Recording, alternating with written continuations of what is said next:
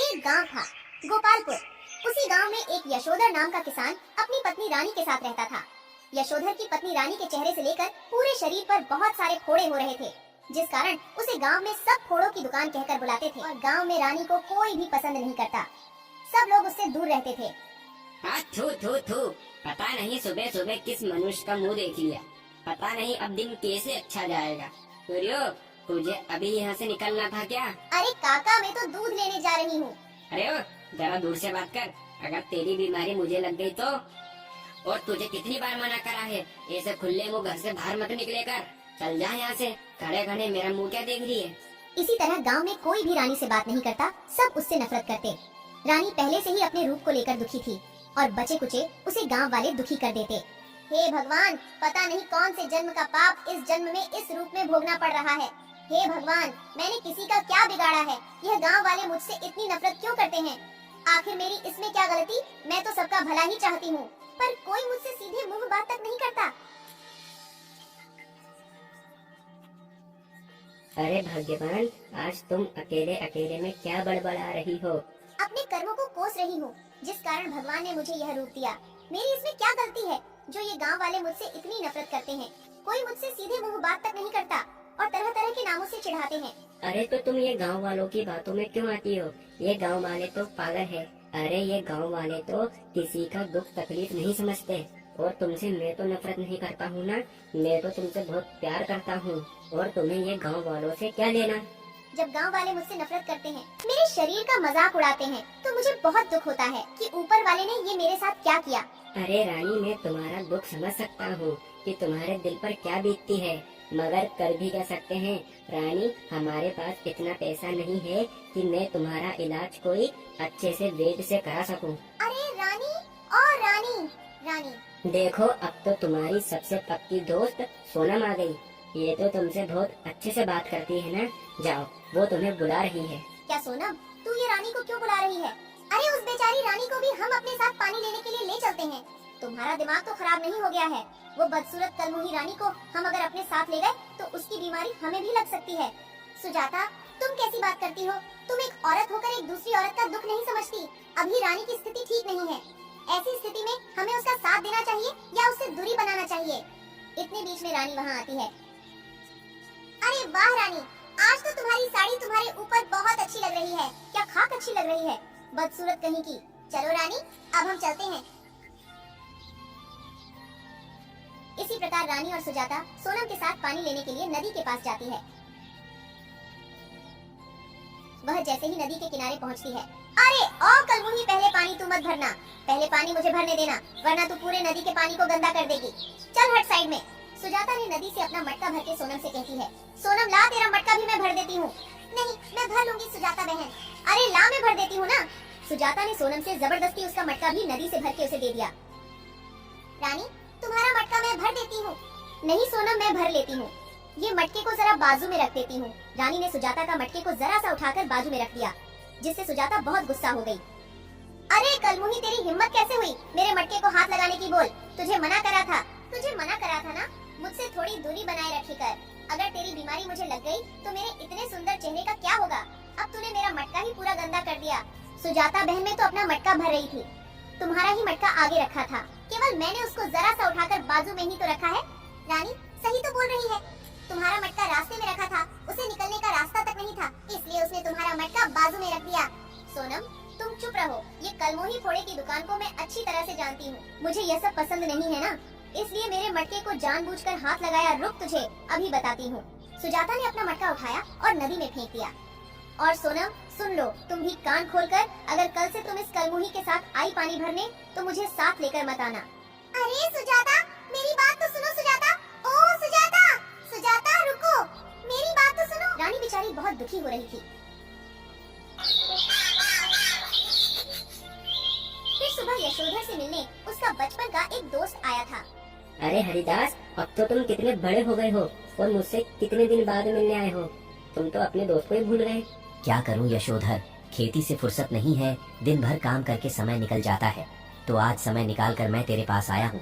मैंने सुना यार तूने शादी कर ली, मेरी भाभी से मुझे तो मिला। हाँ क्यों नहीं रानी, ओ रानी, रानी देखो तुमसे बाहर कौन मिलने आया है। अरे रुको, मैं आती हूँ। रानी, रानी इससे मिलो, ये मेरे बचपन का मित्र हरिदास, हम दोनों एक साथ एक ही कक्षा में पढ़ते थे। रानी को देखकर यशोधर का दोस्त हरि हक्का बक्का रह गया और कहता, यशोधर, तेरी पत्नी के शरीर पर इतने बड़े बड़े फोड़े क्यों हो रहे हैं? हाँ यार, पता नहीं ये फोड़े कैसे हो गए। चल छोड़, रानी तुम हरिदास के लिए चाय बना कर लाओ। अगर मैंने इसकी हाथ की बनी चाय पी, अगर इसकी बीमारी मुझे लग गई तो मेरा क्या हाल होगा? मुझे अभी जल्दी से जल्दी जाना है। मैं चाय फिर कभी पीऊंगा, ठीक है, मैं चलता हूँ। रानी समझ तो गई थी कि यशोधर का दोस्त चाय क्यों नहीं पी रहा है, मगर वह बेचारी क्या करती। इतने में रानी का पति कहता है, अरे रानी, तुम खड़े खड़े क्या सोच रही हो? आज तुम्हें अपनी सहेलियों के साथ पानी भरने नहीं जाना है क्या? हाँ बस जाती हूँ, सोनम और सुजाता आती ही होगी। हाँ तो जाओ, वो आती ही होगी। जैसे ही रानी बाहर निकल कर देखती है तो क्या सोनम और सुजाता आज रानी को लिए बगैर ही दोनों नदी से पानी भरकर लेकर आ चुकी थी। ये सब देखकर रानी और भी दुखी हो जाती है और फिर अकेली ही पानी भरने को नदी की ओर जाने लगती है। ये ऊपर वाले ये कैसी जिंदगी दी है, इससे बेहतर है कि मैं मर जाऊं। एक तो अपने मेरे माँ बाप भी छीन लिए हैं और पता नहीं कैसा रोक दिया है। ऊपर वाले जिस कारण मुझसे कोई भी सीधे मुंह बात तक नहीं करते, लोग मुझसे नफरत करते हैं। इतने में रानी का मटका अचानक से नदी के अंदर गिर जाता है। रे बाप, मेरा तो मटका नदी में गिर गया। अब मैं पानी कैसे लेकर जाऊंगी घर? मेरे जीवन में कितनी विपत्तियां आ रही हैं। ये मटके को भी अभी गिरना था। अचानक से पानी में से जल देवी बाहर आती है। तुम कौन हो बेटी? कितनी सुंदर दिखती हो और तुम इतनी दुखी क्यों हो रही हो? मैं जल देवी हूँ, बताओ तुम्हें क्या तकलीफ है? मैं तुम्हारी क्या मदद कर सकती हूँ? देवी, मैं बहुत बदकिस्मत हूँ। मेरे जीवन में अभी कुछ भी सही नहीं चल रहा। एक तो पहले से ही अपने यहाँ फोड़ों से भरा शरीर को लेकर दुखी हूँ। देवी, कोई भी मुझसे गांव में सीधे मुंह बात नहीं करता, सब मुझसे नफरत करते हैं। यही सोच विचार करते करते मेरा मटका यह नदी में जा गिरा। बताओ, ये लो सुंदरी, ये तुम्हारा मटका। नहीं देवी, मेरा मटका ये वाला नहीं है। तो फिर ये वाला है। देवी, मेरा मटका यही वाला है। क्या ये लो, ये दोनों मटके तुम ले लो। ये मटका सोने का है। रानी ने देवी से दोनों मटके ले लिए और फिर देवी माँ के जादू करते ही रानी की फोड़े सभी गायब हो गए। मुझे इतना आराम क्यों लग रहा है? तुम कितनी ईमानदार। तुमने सोने का मटका अपनाया नहीं जो तेरे शरीर पर फोड़े हो रहे थे। वाह, सारे फोड़े मैंने हर लिए हैं। आज से तुझे मैंने नया जीवन दान दिया। मैं तुझसे बड़ी प्रसन्न हुई। तूने सोने का मटका लेने से इनकार कर दिया। तूने केवल अपना ही मटका चुना। और रानी की खुशी का कोई जवाब नहीं था। वो जल्दी से अपने घर जाती है। रानी अपने पति को सारी बात बताती है। रानी और यशोधर की खुशी का कोई जवाब नहीं। गंगापुर नामक गांव में एक गरीब लकड़हारा रामू रहता था। रामू का कोई परिवार नहीं था। रामू अनाथ था और जब से ही वह गांव में रहता था, रामू के पास संपत्ति के तौर पर एक केवल घर ही था और एक गाय थी। रामू के पास खेती बाड़ी करने के लिए जमीन नहीं थी, जिस कारण रामू जंगल में से लकड़ियां काटकर उन्हें बेचकर अपना गुजारा करता था।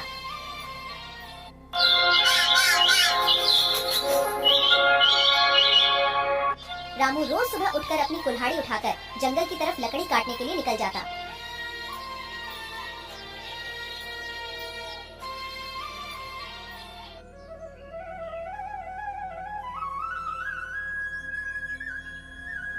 आज मैंने समय रहते ढेर सारी लकड़ियाँ काट ली।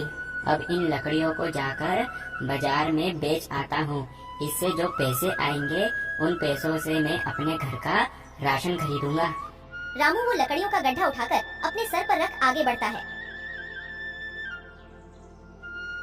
अरे भगवान, आज इतनी गर्मी होने के कारण मेरा गला प्यास के कारण सूख गया और यहाँ आसपास कोई झील तालाब भी नहीं है। थोड़ी देर चलने के बाद रामू की नजर एक झोपड़ी पर पड़ती है। अरे इतने घने जंगल में यह झोपड़ी यहाँ कैसे आई? ये झोपड़ी को तो मैंने पहली बार देखा। चलो अब मैं इस झोपड़ी के पास जाता हूँ। अगर कोई इस झोपड़ी में रहता होगा तो मैं उससे पानी मांग लूंगा। इतना कहकर रामू उस झोपड़ी की ओर बढ़ता है।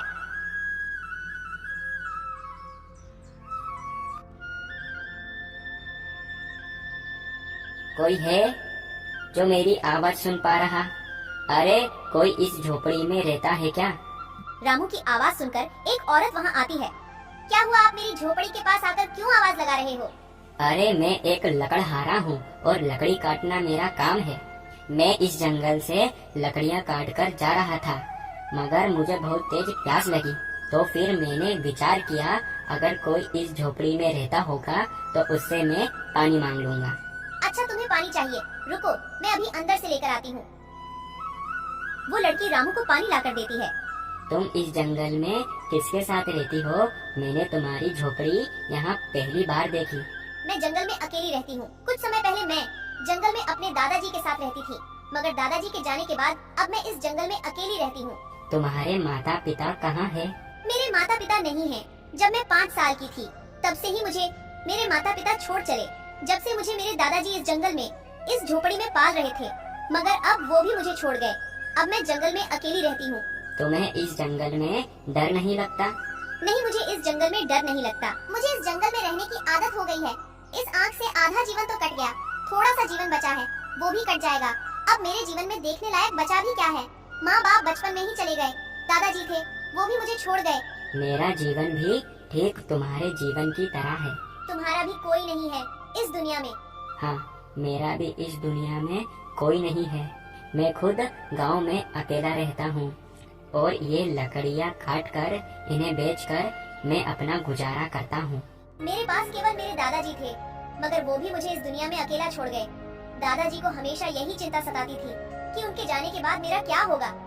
जिस वजह से उन्होंने मेरी शादी के रिश्ते के लिए 1-2 जगह बात की, मगर मेरी एक आंख न होने के कारण कोई ने भी मुझसे शादी नहीं की। इसके दुख में दादाजी मुझे इस दुनिया में अकेला ही छोड़ गए।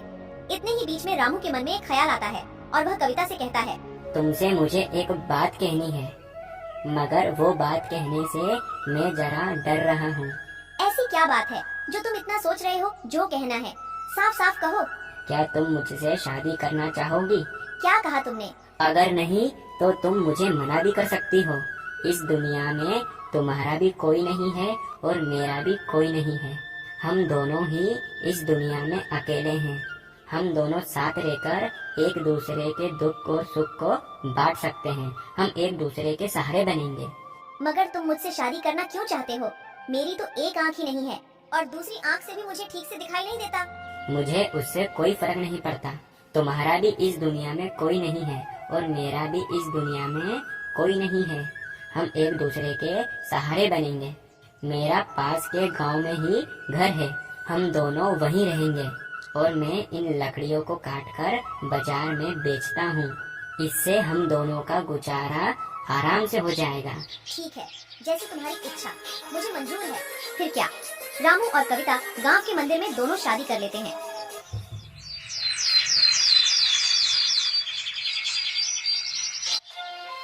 देखो, ये है मेरा छोटा सा घर और मैंने तुमसे पहले ही कहा था ना कि मेरा इस दुनिया में कोई नहीं है, कोई नहीं। इसलिए तुम्हारा स्वागत करने के लिए कोई नहीं आया। पर तुम दुखी मत होना और ये बात याद रखना कि आज से तुम ही इस घर की मालकिन हो। तुम्हें ही सब देखना है। रामू की शादी की बात पूरे गांव में फैल जाती है। खबर सुनते ही गांव निवासी रामू के घर पर आते हैं। अरे ओ रामू, रामू, ओ रामू, दरवाजा तो खोल। आता हूँ काका। अरे भाग्यवान, मुझे लगता है ये गांव वाले तुम्हें देखने आए होंगे।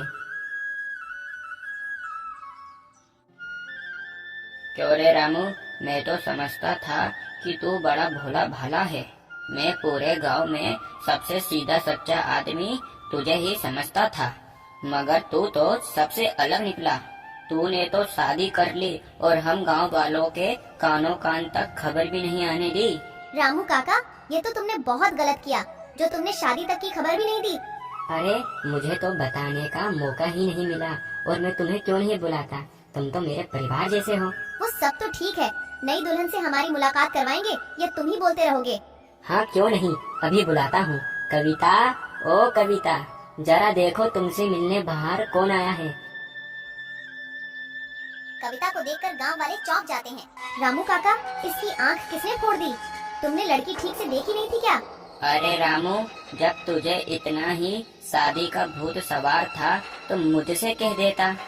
अंधी लड़की से बेहतर जमींदार के घर पर जो नौकरानी काम करती है, मैं उससे तुम्हारा विवाह करवा देता। ये अंधी लड़की से तो वो कई ज्यादा सुंदर है। इसे दिखाई नहीं देने के अलावा मुझे लगता है इसे सुनाई भी नहीं देता है, जो इतनी बुराइयां सुनने के बाद भी यहाँ खड़ी है। अंधी कहीं की। रामू काका, इतने दिन तक लड़की ढूंढने के बाद तुम्हें केवल यही लड़की मिली थी क्या शादी करने के लिए? ठीक है, मेरी पत्नी अंधी है और तुम्हें यहाँ किसने बुलाया? हमें ही शौक चढ़ा था, दुल्हन को देखने का लो देख लिया। पता नहीं है दुल्हन को देखने के बाद आज का दिन हमारा कैसा होगा। तुम्हें किसने कहा था यहाँ आकर मेरी दुल्हन को देखो? जाओ जाओ मेरे घर से। अगर पत्नी जरा सी सुंदर होती तो पता नहीं क्या करता। चलो चलो, हमें ही इसे देखने का शौक आया था। चलो अब। जाओ मेरे घर से, यहाँ से निकलो। इस तरह कविता का पूरा गांव मजाक उड़ाता है।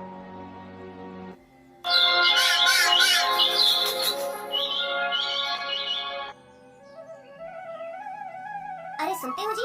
अरे तुम उठ गए? अब जाकर तुम नहा लो, जब तक मैं नदी से पानी लेकर आती हूँ। फिर तुम्हें मैं खाना बना कर दूंगी। ठीक है भाग्यवान, भाग्यवान, नदी से पानी मैं लेकर आ जाता हूँ। नहीं, पानी तो मैं ले आऊंगी, केवल तुम नहाकर तैयार हो जाओ। ठीक है भाग्यवान, जैसी तुम्हारी इच्छा। इतना कहकर कविता अपने घर से पानी भरने के लिए नदी की ओर निकल जाती है। देखो, अपने गांव की नई नवेली दुल्हन आ रही है। आने दो, आज इसे अच्छे से बताती हूँ। अगली बार यह नदी में पानी भरने का सोचेगी भी नहीं। जरा देखकर आना, मेरा मटका रखा है, उसमें पैर मत लगा देना। क्या बिमला, तुम कहना क्या चाहती हो? उसे दिखता नहीं है, यह अंधी है क्या? अरे हाँ, मैं तो भूल ही गई, ये तो सच में अंधी है। अरे मैं वही सोचूं कि रामू काका ने ये अंधी को पानी भरने के लिए आने कैसे दिया? अगर इसे दिखाई न देते हुए नदी में गिर गई तो? अरे बिमला बहन, ये अंधी को मगर एक फायदा जरूर है। कैसा फायदा, मैं कुछ समझी नहीं। अरे जो हमें काजल 1 महीना चलता है, वो अंधी को कम से कम 2 महीना चलता होगा है। तुमने बिल्कुल ठीक कहा। कविता का खूब मजाक उड़ाते हैं और कविता वहाँ से घर आने लगती है।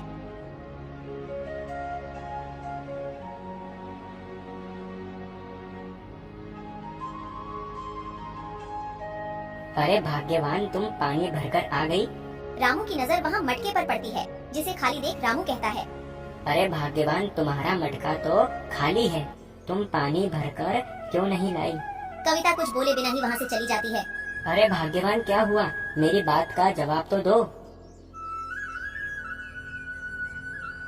मेरी बात का जवाब तो दो। मैं पानी भरने नदी के किनारे गई तो गांव की औरतों ने मुझे वहाँ भी चिढ़ाया, अंधी कहकर। उनकी इतनी हिम्मत, नदी किनारे तुम्हारी बेइज्जती, अब मुझसे बर्दाश्त नहीं होता। तुम दुखी मत हो भाग्यवान, मैंने तो सोचा कि तुमसे शादी करके तुम्हारा जीवन सुखी हो जाएगा, पर मुझे पता थोड़ी न था कि ये गांव वाले इतने नीचे गिर जाएंगे, जो किसी की मजबूरी ना समझते हुए उसी का ही मजाक उड़ाएंगे। इसमें तुम्हारी कोई गलती नहीं है, गलती तो मेरे पिछले जन्म के कर्मों की है, जो मैं भोग रही हूँ। नहीं भाग्यवान, अब से हम इस गांव में नहीं रहेंगे, हम इस गांव को ही छोड़ देंगे, हम शहर जाएंगे, वहीं मुझे कुछ न कुछ तो काम मिल ही जाएगा। भाग्यवान, वहाँ हम चैन की सांस ले पाएंगे। फिर यहाँ घर बार का क्या होगा और अपनी गाय का कौन ख्याल रखेगा? तुम उसकी चिंता मत करो भाग्यवान, मेरा एक करीबी मित्र है जो अपनी गाय को ले जाएगा। चलो, जो जो जरूरी सामान है उसे एक पोटली में बांध लो, हमें आज रात को ही यहाँ से निकलना होगा। रात के समय रामू और कविता पोटली सर पर रखकर गांव से बाहर जाने लगते हैं। अचानक से रामू और कविता को भूत दिखाई देता है। अरे बाप रे बाप, हम तो आज गए। आप कौन हो? मैं एक ब्रह्मदत्त भूत हूँ। क्या ब्रह्मदत्त भूत? ये तो भूतों की प्रजाति में सबसे बड़ा भूत होता है। एकदम सही कहा, मैं भूतों की प्रजाति में सबसे बड़ा भूत हूँ।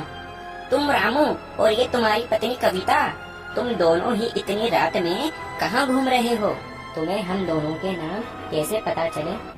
मैं सब जानता हूँ, क्योंकि मैं हूँ ब्रह्मदत्त भूत। मुझे सब पता है, जो मुझे रात में मिलता है मैं उसे मनचाहा वरदान देता हूँ। क्या तुम हमें वरदान दोगे? मांगो, तुम्हें क्या वरदान मांगना है? अरे भाग्यवान, मुझे तो कुछ समझ नहीं आ रहा कि ये ब्रह्मदत्त भूत से क्या वरदान मांगे। तुम्हारे मन में कुछ विचार हो तो बताओ। हम धन मांग लेते हैं, हमारे पास बहुत सारा धन होगा तो कोई गांव वाला हमारा मजाक नहीं उड़ा पाएगा। नहीं भाग्यवान, मुझे धन नहीं चाहिए, मैं ब्रह्मदत्त भूत से तुम्हारी आँख मांग लेता हूँ, जिससे तुम्हें कोई नहीं सताएगा। मगर मेरी आँख आ जाने से अपनी गरीबी दूर थोड़ी ना होगी। अरे जरा जल्दी करो, मुझे और कहीं भी जाना है, जरा जल्दी मांगो वरदान। सोच लिया ब्रह्मदत्त भूत, मुझे मेरी पत्नी की खोई हुई आँख वापस चाहिए। तथास्तु। ब्रह्मदत्त भूत के जादू करते ही रामू की पत्नी कविता की आँख वापस आ गई और उसे सब अच्छे से देखने लगा। अरे भाग्यवान, तुम्हारी आँख वापस आ गई, कितनी खुशी की बात है। अब तुम्हें कैसा लग रहा है? अब मुझे सब साफ साफ और अच्छा दिख रहा है। मेरी आँखों की रोशनी वापस आ गई, मुझे सब अच्छे से दिख रहा है। तुमने मेरी खुशी के लिए ब्रह्मदत्त भूत से धन नहीं मांगा, तुमने मेरी आँख मांगी। नहीं भाग्यवान, मुझे धन से ज्यादा तुम प्रिय हो। रामू और कविता की खुशी देखकर ब्रह्मदत्त खूब खुश हुआ और कहता, अरे वाह, तुम दोनों कितने खुश लग रहे हो। तुम्हें खुशी देखकर मुझे एक वरदान देने की और इच्छा है। तुम दोनों अपने एक एक हाथ फैलाओ। ब्रह्मदत्त भूत के जादू करते ही रामू और कविता के हाथ में एक एक सोने की मोहर आ गई। अरे भाग्यवान, देखो सोने की मोहर। कितनी चमक रही है सोने की मोहर। अब मैं चलता हूँ और तुम्हें ये गांव छोड़ने की कोई जरूरत नहीं है। जाओ, अपने गांव की ओर वापस लौट जाओ। भूत के कहते ही रामू और कविता खुशी खुशी अपने गांव की ओर वापस लौट जाते हैं। विमला दोनों आए दिन नई नई बात पर एक दूसरे से झगड़ा किया करते। एक दिन मिताली खाने में बहुत ज्यादा मिर्ची डाल देती है और कुंती उस पर चिल्लाते हुए कहती है, अरे मार डाला रे बहू, इस आलू की सब्जी में तूने आलू ही क्यों डाले? मिर्ची की ही सब्जी बना देती ना। अरे भला खाने में इतनी मिर्ची कौन डालता है? अरे माँ जी, वैसे भी तो आपकी जुबान इतनी तीखी है, थोड़ा और तीखा खा लेंगी तो क्या हो जाएगा? जब देखो तब चिक चिक करती रहती हो। देखो तो जरा जुबान कैसे चला रही है। तेरी माँ ने तेरी शादी ये बोलकर की थी कि हमारी बेटी तो गाय है, गाय। हाँ माँ जी, गाय तो मैं हूँ, लेकिन सींग मारने वाली हूँ। मिताली ये कहकर वहाँ से मुंह बनाकर चली जाती है और अपनी सास को चीनी तक नहीं देती। ऐसे ही दोनों की खिटपिट रोज चलती है। एक दिन कुंती मंदिर जा रही थी और उसको एक गाय नजर आती है जो कि भूख से तड़प कर आवाज लगा रही थी और कुंती के पास आलू पूरी का प्रसाद था जो वो मंदिर में भोग लगाने लेकर जा रही थी। लगता है ये गाय भूखी है, भगवान को तो मैं प्रसाद का भोग खरीद कर चढ़ा दूंगी। ये पुड़िया इस गाय को खिला देती हूँ। कुंती ये बोलकर अपनी प्रसाद की पुड़िया गाय को खिला देती है। जरूर अच्छा होगा बालिके। आप कौन है साधु महाराज? पहले तो मैंने आपको कभी नहीं देखा। हम साधु हैं बालिके, कहीं रुकते नहीं है और रुकते नहीं है इसलिए दिखते नहीं है। तूने भलाई का काम किया है, हम तेरी एक इच्छा तो जरूर पूरी करेंगे। बता क्या है तेरी इच्छा? मुझे तो ऐसा लग रहा है कि मैं कोई सपना देख रही हूँ। आप मुझसे एक इच्छा मांगने की कह रहे हो? अरे वाह वाह, अगर आपको कुछ करना है तो मेरी बहू को ही गाय बना दीजिए। तथास्तु। बन गई? बन गई, तेरी बहू गाय बन गई। घर जाकर देख ले। बाबा, ना कोई रोशनी हुई, ना कोई शक्ति दिखी और मेरी बहू गाय बन गई। खैर, आपका बहुत शुक्रिया बाबा। अच्छा बाबा, मैं मंदिर प्रसाद चढ़ाकर घर जाकर देखती हूँ कि मेरी बहू सच में गाय बनी या नहीं। अरे अरे, ऐसे कैसे जा रही है? इस साधु ने तेरी इतनी बड़ी इच्छा पूरी की है, इसको दक्षिणा तो देती जा। निकाल 1000 रुपए, वरना तुझे श्राप दे दूंगा और तू घास बन जाएगी और तेरी गाय बहू तुझे ही खा जाएगी। नहीं बाबा नहीं। कुंती डर जाती है कि कहीं वो साधु उसको श्राप ना दे दे, जिसके बाद कुंती उसे पैसे दे देती है और अपने घर की तरफ निकल जाती है और रास्ते में पैदल चलती हुई सोचती है, अब मेरी बहू गाय जैसी बन जाएगी, मेरी सब बात मानेगी, मेरी सेवा करेगी। आहा, मजा ही आ गया अब तो। कुंती ये बोलकर घर आती है और अपनी बहू को आवाज देती है, बहू, ओ बहू, कहाँ मर गई? कैसे बेशर्म है, इतना नहीं कि अपनी सास को एक गिलास पानी ही पूछ लूं। कुंती को अपनी बहू कहीं भी नजर नहीं आती और कुछ देर में जब वो बाहर जाकर देखती है तो उसको एक बड़े सिंगों वाली गाय नजर आती है और कुंती जब जब अपनी बहू को आवाज देती वो गाय भी आवाज मारती। हाय राम रे, जब जब मैं अपनी बहू को आवाज दे रही हूँ, ये गाय की आवाज क्यों आ रही है? कुंती ने ये बोला था कि तभी उसे साधु का आशीर्वाद याद आता है। धत्तेरी की, मैंने साधु महाराज से मेरी बहू का स्वभाव गाय जैसा करने को कहा था, उन्होंने सच में मेरी बहू को गाय ही बना दिया। राम रे, अब मैं क्या करूँगी इस बड़े सींग वाली गाय का? कुंती बेचारी ये बोलती ही है कि तभी वो गाय आवाज करने लगती है और कुंती उसे अपने घर ले आती है। बहू, मेरा मतलब है गाय, मेरा मतलब बहू, गाय बहू, तू रुक, मैं तेरे लिए कुछ खाने को लेकर आती हूँ।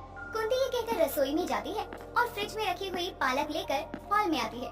वो आकर देखती है तो उस गाय ने जगह जगह गोबर कर दिया था। ये क्या कर दिया मेरी बड़ी सींग वाली बहू ने? अब इसका ये गुड़ गोबर मुझे साफ करना पड़ेगा, कहीं इसको मैंने कुछ बोला तो ये सींग उठाकर मार न दे। कुंती अब अपनी एक साड़ी लाकर उस गाय को चेयर से बांध देती है और गोबर को साफ करने लगती है और कुछ देर के बाद जब शाम होती है तो कुंती को और चिंता सताने लगती है। हाय राम रे, मेरी बहू गाय बन गई, वो भी बड़े सींग वाली। अब मैं मेरे बेटे को क्या जवाब दूंगी? हाय राम। बहू सुन मेरी बात, तू ठीक हो जा, अब मैं कभी तुझे परेशान नहीं करूंगी और तेरी सब बात मानूंगी। कुंती ये बोलकर रोने लगती है।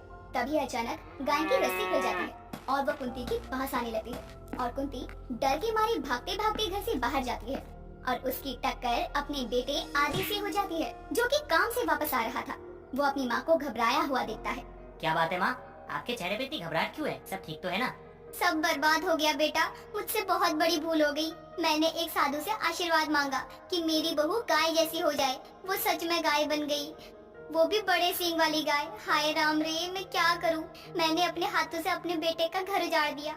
ओहो माँ, किन पुराने जमाने के विचारों में जी रही हो आप। अरे कोई साधु आएगा, आशीर्वाद देगा और आपकी बहू गाय बन जाएगी। अरे ऐसा नहीं होता है माँ, रुको मैं चल के देखता हूँ। आदि और कुंती अब डरते हुए घर के अंदर जाते हैं और देखते हैं कि वो गाय अभी भी घर में पूंछ हिला रही थी। आदि उसके गले की रस्सी पकड़कर उसे घर से बाहर निकालने लगता है। ये क्या कर रहा है बेटा? बहू का मंगलसूत्र टूट जाएगा। माँ कैसी बातें करती रहती हो आप भी। चलो ठीक है, मैंने मान लिया, साधु ने मिताली को बड़ी सींग वाली गाय बना दिया। लेकिन माँ, इसके गले में जो रस्सी है ये क्या है? ये मंगलसूत्र तो नहीं है ना? ये थोड़ा ज्यादा नहीं हो गया माँ? कुंती ये सुन मुंह बना लेती है और आदि गाय को बाहर निकाल देता है। जिसके बाद उनकी पड़ोसन रज्जो वही मोहल्ले में खड़ी रो रही थी और उसकी नजर गाय पर जाती है। अरे झुमरी, तू यहाँ? अच्छा हुआ कुंती बहन, ये तुम्हारे पास मिल गई। मैं तो इसे दिन से ही तलाश कर करके परेशान हो गई थी। ये मेरे भाई रामपाल ने गांव से भिजवाई है मेरे लिए। सुंदर है ना? क्यों झूठ बोल रही है रज्जो बहन? ये मेरी बहू है, मिताली बहू। देख अभी जवाब देगी मिताली बहू। इसमें कौन सी बड़ी बात है? ये तो हमरे बुलाने पर भी जवाब देगी। झुमरी, अरे ओ झुमरी। रज्जो ये कहकर गाय को ले जाने लगती है और ये सब देखकर कुंती को बुरा लगता है और वो रोते हुए अपनी बेटी को गले लगा लेती है। हाय राम रे, तू मान क्यों नहीं रहा है आदि? वो मेरी ही बहू है। कोई रोको रज्जो को, मेरी बहू को ले गई। बहू, चोर, पड़ोसन को कोई रोको। कुंती ये बोलकर रोते हुए बेहोश हो जाती है और जब वो अपनी आंखें खोलती है तो अपने सामने आदि और मिताली को देखती है और दोनों को देखकर वो हैरान रह जाती है। बहू तो आ गई? साधु बाबा तेरा बहुत बहुत शुक्रिया, तूने मेरी बहू को वापस बड़े सींग वाली गाय से इंसान बना दिया। माँ आपको शुक्रिया जिसको भी कहना हो ना कह देना, लेकिन सबसे पहले अपनी बहू की बात तो सुन लो कि वो कहाँ थी। माँ जी, मैं किसी साधु के गाय बनाने से गाय नहीं बनी थी, बल्कि मेरी माँ का कॉल आया था। वो सीढ़ियों से गिर गई है, इसलिए मैं बस जल्दी से उनसे मिलने चली गई थी। आपके पास मोबाइल नहीं है जो आपको बताती। मैंने आदि को बता दिया था। यहाँ आई तो आदि जी ने बताया कि आप मुझे कोई बड़े सींग वाली गाय समझ रही थी। कुंती अब बताती है कि जब वो मंदिर जा रही थी तब उसके साथ क्या क्या हुआ और ये सब सुनकर आदि कहता है, माँ मैं क्या करूँ आपका? आपने किसी धोखेबाज साधु को 1000 रुपए दे दिए और आपको लगा कि आपकी वो गाय बन जाएगी। अरे माँ मान लिया इसकी हरकत गाय वाली है और ये बिना बात के एक सींग मारती रहती है किसी को भी, लेकिन ये इंसान है माँ। जिसके बाद कुंती को समझ आता है कि साधु ने उसको ठग लिया है और सच में उसकी बहू गाय नहीं बनी थी। जिसके बाद सबसे पहले वो अपनी पड़ोसन रज्जो से बदतमीजी के लिए माफी मांगती है और उसके बाद साधु को पकड़वाकर ठगी के इल्जाम में जेल करवाती है ताकि वो फिर कभी ऐसी भोली भाली औरतों को ना ठग पाए। और रही मिताली और कुंती के सास बहू के रिश्ते की बात, तो वो तो हमेशा की तरह ऐसे ही हंसते कभी रोते चल। समीक्षा फोन में लहंगे की फोटो देख रही होती है और तभी उसके फोन में एक बहुत ही सुंदर सा लहंगा आता है जिसे देखकर समीक्षा बहुत खुश हो जाती है और तुरंत अपनी बहन पूनम के पास जाती है और उसको दिखाते हुए कहती है, दीदी ये लहंगा देखो कितना सुंदर लग रहा है। मैंने तय कर लिया है, मैं तो यही पहनने वाली हूँ शादी में। महंगा भी नहीं है, हमारी बजट में भी है, हम आराम से ले सकते हैं ये। यार तेरी प्रॉब्लम क्या है समीक्षा? जो चीज मुझे पसंद आती है वही क्यों तुझे लेनी होती है? यही लहंगा तो मैंने भी पसंद किया था ना, और अब तुझे भी यही लहंगा पसंद आया। झूठ मत बोलो दीदी आप। अरे आपने ये लहंगा देखा होता ना तो आप भी दिखाती नहीं हमें, लेकिन आपने तो देखा ही नहीं ना। इसका मतलब यही है कि आपने ऐसा लहंगा देखा ही नहीं था और जब मैंने देखा तो आपको भी पसंद आ गया, इसीलिए आप झूठ बोल रही हो कि आपको भी यही पसंद आया। मैं तेरी तरह झूठी नहीं हूँ जो हर वक्त बस झूठ ही बोलती रहूँ। मैंने बोल दिया मतलब बोल दिया। ये लहंगा मैंने पहले पसंद किया था तो ये लहंगा मैं ही पहनूंगी। पूनम और समीक्षा दोनों लहंगे के पीछे काफी बहस करने लग जाती हैं। तभी वहाँ उन दोनों की बाकी की 3 बड़ी बहन रितु, महक और संजना आती है। तभी संजना बोलती है, अरे क्या हो गया, तुम दोनों इतना झगड़ क्यों रही हो? दीदी देख लो पूनम दीदी को, मैंने आपकी शादी के लिए अपना लहंगा पसंद कर लिया है, तो अभी ने भी वही लहंगा पसंद आया जो मुझे पसंद आया है। आप समझा लो आप खुद ही। क्या समझा लो? दी आप ही बताओ। ये वाला लहंगा मैंने आपको पहले ही नहीं दिखाया था क्या? मैंने पहले ही बोला था ना कि ये वाला मुझे अच्छा लग रहा है, मैं यही पहनने वाली हूँ। अरे तुम दोनों क्या पागल हो गई हो? ये ब्राइडल लहंगा है और तुम दोनों की शादी हो रही है क्या जो तुम दोनों ने ये ब्राइडल लहंगा पहना है? अगर इन दोनों ने ब्राइडल लहंगा पहना तो मैं भी ब्राइडल लहंगा ही पहनूंगी आपकी शादी में। मुझे तो पसंद करने में टाइम भी नहीं लगने वाला। और मैं भी, मुझे तो वैसे भी ब्राइडल लहंगा पहनने का बहुत शौक है। चलो अच्छा है, इसी बहाने मेरा भी शौक पूरा हो जाएगा ब्राइडल लहंगा पहनने का। मैं भी अब तो ब्राइडल लहंगा ही पहनने वाली हूँ। चारों बहनें संजना को ही बोलना शुरू कर देती हैं।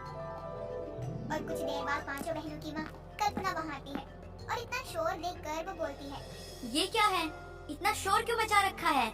ये घर है मेरा, कोई सब्जी मंडी नहीं। जो इतना शोर कर रहे हो? और संजना तू तो सबसे बड़ी है ना, तू भी अब इन पागलों की तरह शोर मचाएगी? माँ मैं क्या करूँ, यहाँ तो कोई मेरी सुनता ही नहीं है। कब से समझा रही हूँ लेकिन कोई भी मेरी बात सुन ही नहीं रहा। अब आप ही बताओ कि मैं इनका क्या करूँ। लेकिन ये सब लड़ क्यों रहे हैं? माँ चारों कह रही है कि उन्हें मेरी शादी पर ब्राइडल लहंगा पहनना है। माँ हम तो बस आपको ब्राइडल लहंगा पहनकर गिफ्ट देना चाहते थे। मैंने तो कुछ सोचा है कि मैं क्या करूँगी दीदी की शादी पर, इसलिए मुझे आप शादी के लिए ब्राइडल लहंगा ही दिला दो। वैसे बहुत दिनों से मैं भी सोच रही थी संजना की शादी के लिए। अब समीक्षा ने भी सोच लिया है तो मैं भी क्यों ना करूँ कुछ। आप सब लोग एक साथ हैरान भी हो जाओगे और खुश भी हो जाओगे। तुम सब पागल हो गए हो क्या? अरे दुल्हन संजना है और तुम दुल्हन की बहन हो। तुम चारों ही अगर दुल्हन बनकर बैठ जाओगे तो लोग बातें नहीं बनाएंगे क्या? ये सोचा है क्या तुमने कभी? माँ लोगों का तो काम ही होता है ना बातें बनाना। अब लोगों को तो अपना काम करने दीजिए। मुझसे बहस मत करना, मैं तुम्हारी बड़ी बहन नहीं हूँ, माँ हूँ मैं, और मैंने जैसा कहा है वैसा ही होगा। तुम चारों को कोई ब्राइडल लहंगा नहीं मिलने वाला है, इसलिए अब ये जिद छोड़ दो।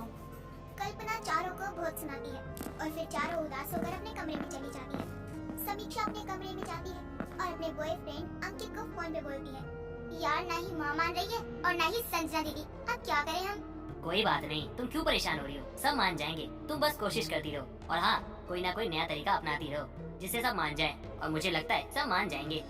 चारों बहनों का बहुत मन होता है कि वो ब्राइडल लहंगा पहने, और जब कोई उनकी बात नहीं मानता तो वो बात ही नहीं करती किसी से, बस अपने से ही मतलब रखती। ऐसे ही कई दिन निकल जाते हैं। ये सब संजना को बिल्कुल भी पसंद नहीं आ रहा था और संजना सबको एक साथ बिठाती है और बोलती है, कुछ दिनों में मेरी शादी हो जाएगी और एक तुम चारों हो कि मुझसे भी अच्छे से बात नहीं कर रही हो। तुम्हें अपनी बहन से प्यार नहीं है क्या, या फिर अपना गुस्सा ज्यादा प्यारा है? क्या फायदा दीदी बात करने का, यहाँ घर में तो वैसे भी हमारी कोई सुनता ही नहीं है। और नहीं तो क्या, हम भी तो आपकी शादी के लिए खुशी थे ना, तभी तो हम आपकी शादी के लिए कितना सोच रहे थे, लेकिन हमारी बात तो कोई सुनता ही नहीं है घर में। तुम चारों को भी ब्राइडल लहंगा पहनना है, बस इस वजह से तुम चारों गुस्सा हो ना। दीदी आपको सब पता है, फिर भी आप पूछ रही हो। अरे हमने मांग ही क्या लिया है आपसे जो आप मना कर रहे हो। अरे आपकी शादी में आपकी चारों बहनें आपकी तरह ही लगेंगी तो कितना अच्छा रहेगा। लेकिन अब तो आप भी माँ की तरफ हो गई, अब आप हमारी कहाँ सुनने वाली हो। बस करो तुम चारों, मुझे अच्छे से पता है कि तुम्हें ब्लैकमेल करना अच्छे से आता है और मैं अपनी चारों बहनों से बहुत ज्यादा प्यार करती हूँ, इसीलिए मैं तुम चारों की एक इच्छा तो मान ही सकती हूँ। तुम चारों मेरी शादी में ब्राइडल लहंगा पहनना। अब तो खुश हो ना तुम चारों भी। सच में दीदी, अब हम भी ब्राइडल लहंगा पहन सकते हैं, और नहीं तो क्या, अब मैं ही अपनी शादी में अपनी बहनों के मुंह ऐसे लटके हुए देख नहीं सकती, इसीलिए बोल रही हूँ कि तुम चारों पहन लेना मेरी शादी में ब्राइडल लहंगा। और माँ का क्या, आप तो बोल रही हो आराम से, लेकिन माँ का क्या, वो तो हम पर ही गुस्सा करेंगी ना। तुम चारों माँ की टेंशन मत लो, माँ से मैं बात कर लूंगी, लेकिन अब तुम चारों भी शादी वाले घर में शादी की रौनक जमा दो। चारों ने मुंह बनाया हुआ है, लग ही नहीं रहा ये शादी वाला घर है। संजना अपनी बहनों को भी ब्राइडल लहंगा दिला देती है और अब पांचों बहनें ब्राइडल लहंगा पहनकर बहुत खुश हो जाती है और बहुत ज्यादा सुंदर भी लगती है। सब लोग हैरान भी हो जाते हैं कि आखिर जिसकी शादी है वो आखिर है कौन। तभी कल्पना के पास उनकी पड़ोसन जानकी आती है और बोलती है, अरे कल्पना, तेरी एक बेटे की शादी है या पांचों बेटे की शादी है? है तो एक ही बेटी की शादी, लेकिन मेरी पांचों बेटियों में आपस में बहुत प्यार है ना, तो जिसकी शादी है उसने ही जबरदस्ती अपनी चारों बहनों को ब्राइडल लहंगा पहनने को बोला है। अच्छा, लेकिन ऐसे अच्छा नहीं लगता कि शादी एक की है और दुल्हन सब बने हुए हैं। अब बच्चे जो चाहे वही करे, मैं तो बस बोल ही सकती हूँ ना, बाकी बच्चों की मर्जी है। कल्पना शादी में आए सभी मेहमानों से सुन रही होती है कि ये क्या हो रहा है। कल्पना कमरे में जाती है जहाँ उसकी पांचों बेटियां तैयार होकर बैठी होती हैं। तभी कल्पना गुस्से में बोलती है, मैंने पहले ही कहा था कि ऐसे तैयार मत होना, लेकिन तुम पांचों को मेरी बात माननी कहाँ होती है। अब देखो बाहर सब लोग तुम्हारा मजाक बना रहे हैं। माँ मैंने ब्राइडल लहंगा इसलिए पहना है क्योंकि आज दीदी के साथ मैं भी शादी करने वाली हूँ। मैंने अपने लिए लड़का पसंद कर लिया है और आपको भी एक बार मिलवा चुकी हूँ। मुझे पता है कि आप मना कर देती लव मैरिज के लिए, इसलिए मैंने ये सब किया। क्या तुमने भी का क्या मतलब? इसका मतलब ये है कि तुम चारों यहाँ मेरी नहीं बल्कि अपनी शादी की तैयारी कर रहे थे और इसीलिए इतनी जिद कर रहे थे ब्राइडल लहंगे के लिए। सब तैयारी हो चुकी है, कुछ देर में मेरी बारात आएगी। और माँ आप चिंता मत करो, आपकी बेटियाँ बड़ी हो गई हैं, अपने लिए सही और गलत सब जानती हैं। अब क्या बोलूं? इतना बड़ा फैसला लेने से पहले किसी ने मुझसे पूछना जरूरी नहीं समझा क्या? सब करो अपने मन की। कल्पना की पांचों बेटियों की शादी हो जाती है और कुछ दिनों बाद अपनी बेटियों को शादीशुदा जिंदगी में देखकर वो बहुत खुश